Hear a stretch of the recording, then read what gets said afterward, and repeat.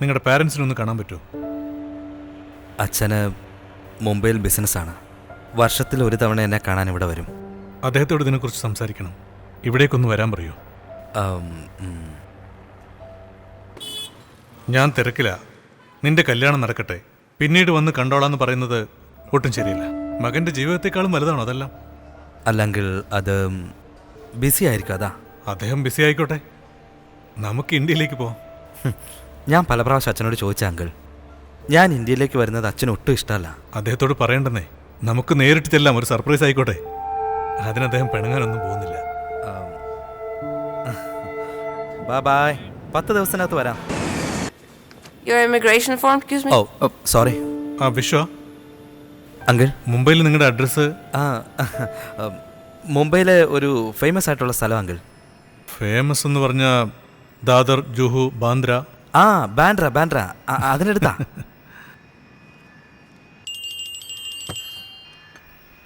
Hello ചിറ്റപ്പ, ഞാൻ വിശ്വ സംസാരിക്കുന്നത്. മുംബൈയിൽ നമ്മുടെ വീട് എവിടെയാ? എന്താ?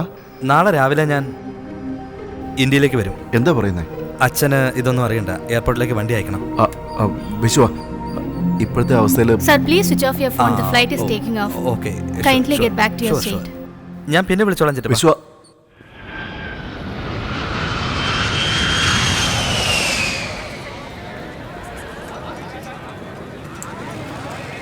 टैक्सी साहब, टैक्सी साहब, साहब, टैक्सी, टैक्सी साहब, टैक्सी साहब, टैक्सी सर, टैक्सी कहाँ जाने साहब? सर मेरी टैक्सी में चलो सर.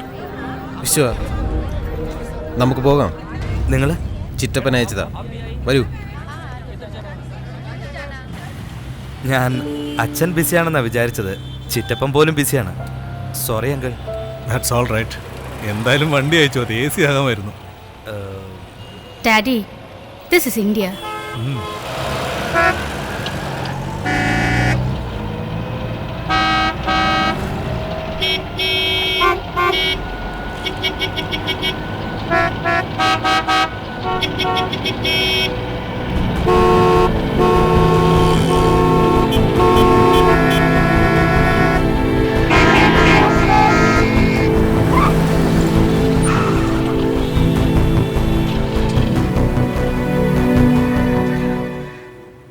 വീട് ഇവിടേക്ക് കൊണ്ടുവരാനാ പറഞ്ഞത്.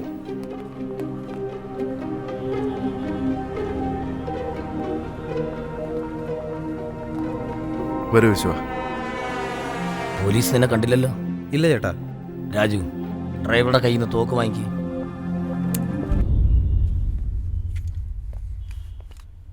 എന്താ ഇവിടെ നടക്കുന്നേ? ഇവരൊക്കെ ആരാണ്? നിന്റെ മനസ്സിൽ 1000 ചോദ്യങ്ങളുണ്ടാവും. അതിനൊക്കെ നിന്റെ അച്ഛൻ മറുപടി പറയും. അച്ഛൻ എവിടെയുള്ള? ഇപ്പോഴത്തെ അവസ്ഥയിൽ നിന്റെ അച്ഛനെ കാണുന്ന അത്ര എളുപ്പമുള്ള കാര്യമല്ല. ചേട്ടൻ എവിടെയാണെന്ന് ആർക്കും അറിയില്ല. നീ വരുന്നുണ്ടെന്നുള്ള വിവരം കിട്ടിയിട്ടുണ്ടാവും. ചേട്ടൻ തന്നെ വിളിച്ചോളും. എന്താ വിശ്വ, എന്താ ഇതൊക്കെ? നിങ്ങളുടെ അച്ഛൻ വലിയ ബിസിനസ്മാനാണെന്ന് പറഞ്ഞിട്ട് ശരിക്കും അയാൾ ആരാ? എന്താ അയാളുടെ ബിസിനസ്? എന്തോ ബിസിനസ്സാന്ന് എന്നോട് പറഞ്ഞത്. സ്വന്തം അച്ഛൻ എന്ത് ബിസിനസ്സാന്ന് അറിയില്ലേ? ഒരു നല്ല ബിസിനസ്മാൻ ഇതുപോലെ പോലീസിന് ഭയന്ന് ജീവിക്കൂ? അങ്കിൾ, നിന്റെ അച്ഛൻ എന്തോ വലിയ തെറ്റ് ചെയ്യുന്നുണ്ട്. Daddy, മീരെ, പ്രണയിക്കുന്ന ഒരിക്കലും തെറ്റല്ല. പക്ഷെ പ്രണയിക്കുന്ന ചെറുക്കൻ ഏതാ, അവന്റെ ബാക്ക്ഗ്രൗണ്ട് എന്താ, എല്ലാം അറിഞ്ഞിരിക്കണം. മീരെ, എനിക്കൊന്നും അറിയില്ല.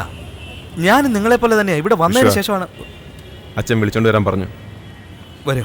നിന്നെ മാത്രം.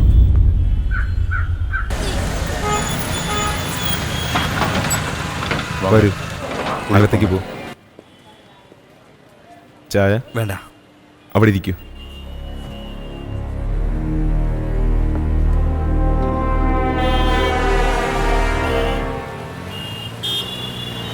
പോകല്ലേ?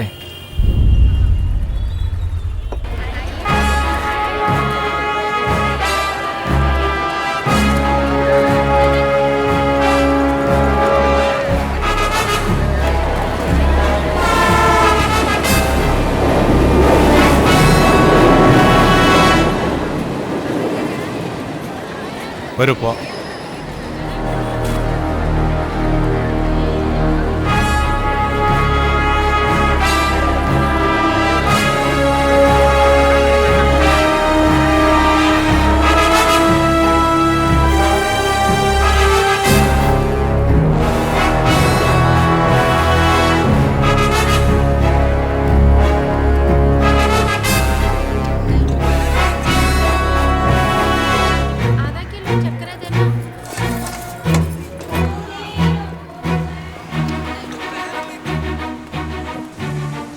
അച്ഛൻ മോളിലുണ്ട്, പോയിക്കോ.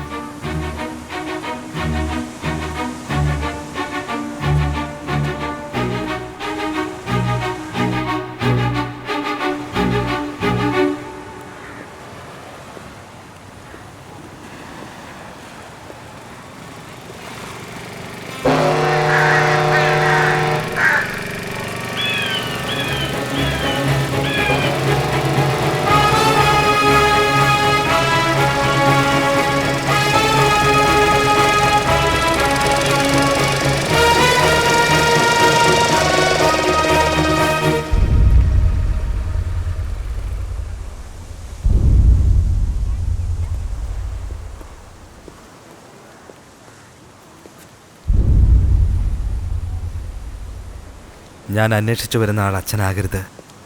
ഇതെല്ലാം കള്ളമായിരിക്കണമെന്ന് ഞാൻ വിചാരിച്ചതാണ്. എന്നാൽ എനിക്കെല്ലാം മനസ്സിലായച്ച. അച്ഛൻ ആരാന്ന് എനിക്ക് മനസ്സിലായി.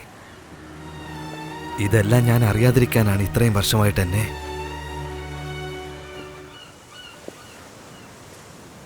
നിങ്ങൾ ആരാണ്? എന്ത് തെറ്റാണ് ചെയ്യുന്നത്?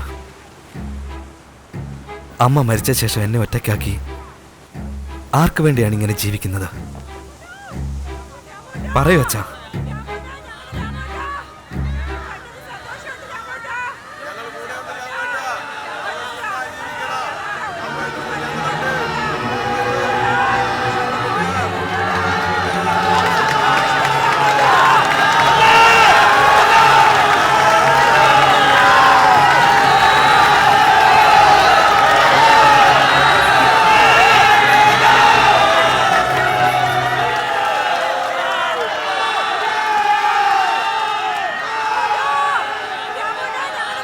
ഇവർക്ക് വേണ്ടിയാ. ഇവിടുത്തെ ജനങ്ങൾക്കൊരു നല്ല നേതാവായിട്ടും നിനക്ക് നല്ലൊരു അച്ഛനായിട്ടും ജീവിക്കണമെന്ന് എനിക്ക് ആഗ്രഹമുണ്ടായിരുന്നു. എൻ്റെ ജീവിതം നിന്റെ ഭാവി ജീവിതത്തെ ബാധിക്കാൻ പാടില്ലെന്ന് കരുതിയ ഇത്രയും കാലം നിന്നെ വിട്ട് പിരിഞ്ഞിരുന്നത്. പിന്നെ എന്തിനാണ് അച്ഛൻ ഇങ്ങനെ ഒളിച്ച്?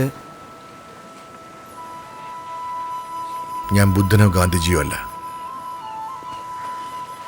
ഇതുവരെയ്ക്കും എൻ്റെ ജീവിതത്തിൽ എൻ്റെ മനസ്സിന് ശരിയെന്ന് തോന്നുന്നത് മാത്രമേ ഞാൻ ചെയ്തിട്ടുള്ളൂ.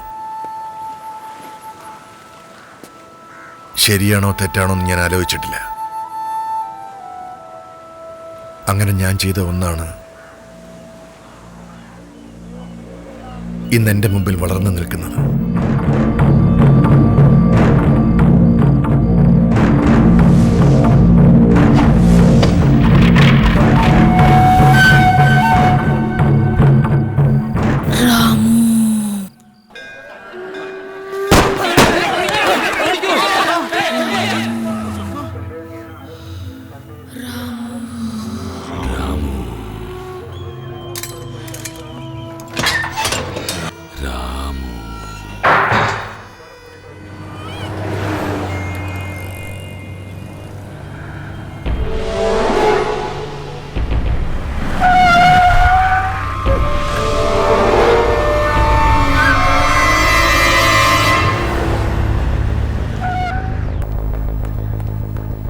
അതിന്റെ ആവശ്യമൊന്നുമില്ല.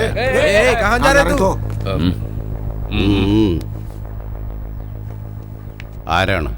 നിങ്ങളുടെ മിത്രം, ശത്രുവിന്റെ ശത്രുമിത്രം രാമു.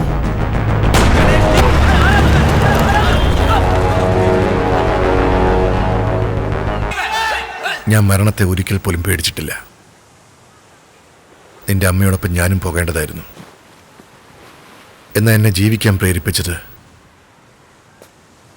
ഇവിടുത്തെ ജനങ്ങൾ. അവരെക്കുറിച്ച് ഓർത്തിട്ടായിരുന്നു ഞാൻ പോലീസിൽ സറണ്ടർ ആകാതെ ഒളിച്ചു ജീവിക്കുന്നത്. അത് വേണ്ട അച്ഛാ. അച്ഛൻ എൻ്റെ കൂടെ തന്നെ വരണം. എങ്ങോട്ട് പോകാനാ നീ പറയുന്നത്? ഇതൊറ്റയടിപ്പാതയാ. തിരിച്ചു പോകുന്നത് ജീവൻ മാത്ര. ഒരു പ്രാവശ്യം നമുക്ക് അവസരം ഒത്തുകിട്ടിയ ഒന്നുകിൽ തകർക്കും, അല്ലെങ്കിൽ രക്ഷിക്കും. മറ്റൊന്നും സംഭവിക്കില്ല. ഇങ്ങനൊരു ദിവസം നമ്മൾ തമ്മിൽ കണ്ടിട്ടില്ല. നീ ഇത് മറന്നേക്ക്. തിരിച്ചു പോകാൻ നോക്ക്.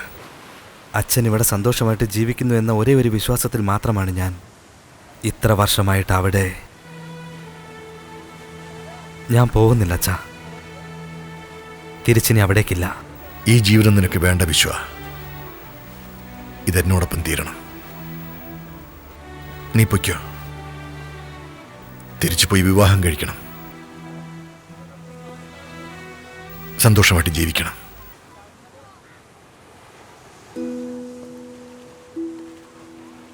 ഒരച്ഛൻ്റെ ആത്മാർത്ഥമായിട്ടുള്ള ആഗ്രഹം.